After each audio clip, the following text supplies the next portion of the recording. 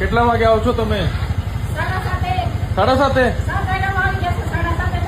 હે? પછી બીજી જગ્યા જાઓ છો? હે? બહુ ઓછું છે પછી તો 1 કલાક આવવું પડે. હે? 10 વાગ્યા સુધી? સવારે 7 થી 10 3 કલાક માટે. બહુ સરસ છે. તો તમે એકલા સફાઈ કરો છો? એકલા જ? બેન છે અંદર? ઓકે. શું નામ છે તમારો? હે? એવું છે? શું નામ છે? હિતાબેન? ગીતાબેન? સાચી વાત છે તમારી. રોજમદાર તરીકે છો તમે? રોજમદાર તરીકે.